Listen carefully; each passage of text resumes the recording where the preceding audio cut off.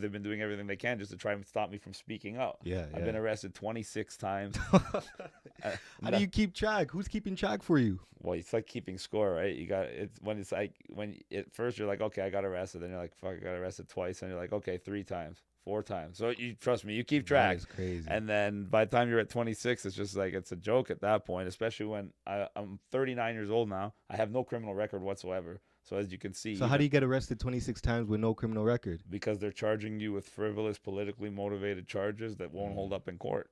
Pretty much, most of the time they'll drop the charges right even before it goes to court, but it still lets them arrest me. Still lets me have to make bail. Still lets them be able to put all kinds of conditions on me. Still Wow. lets them make me look bad in the friggin' news media. For the last year and a half, I haven't even been able to drive. Damn. 2 years almost now. And I'm finally going to get acquitted on March 28th of that one. But they've been doing everything they can to stop me. But the reality is, just like with COVID, just like with climate change, they can't stop you. They can't force you, but they can coerce you to make you do things yourself.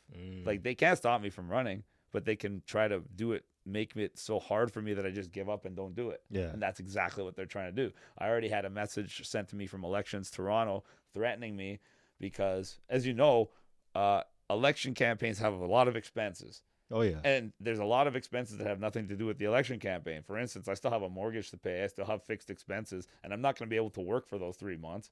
So we were going to have, and we have other volunteers that are in the same position. They're going to be working for me full time. They have a very special skill set, so it's not like I can just replace them with anybody. But they also have families. They also have fixed monthly expenses that need to be paid.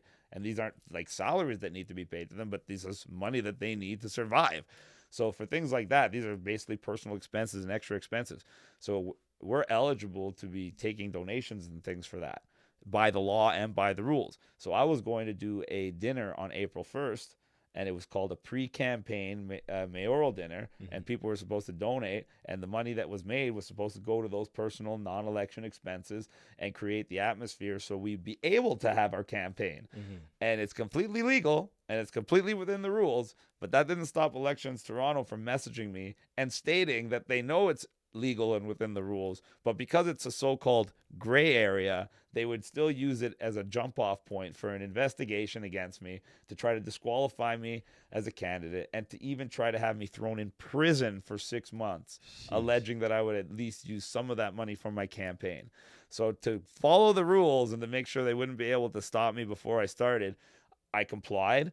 Yeah. I moved my party to April 16th, knowing that I'm going to be a candidate by April 3rd. That way I'll be an official candidate. It'll be an official fundraiser. Now people will be eligible for big rebates on the tickets, up to 70% off on the tickets once they pay the money. So it worked out in my favor, so I thought. Then we got arrested a couple of days ago, as you saw. And I say we because they arrested my wife as well for the audacity of showing up to Edmonton Airport when we had a prepaid reservation, and we'd actually flown 3 days in a row already on the same airline. And when we got there, the airline tried to pretend like they couldn't verify my credit card, even after we called Visa and had Visa verify it on the phone in front of them. And when RCMP showed up, the first officer was actually quite professional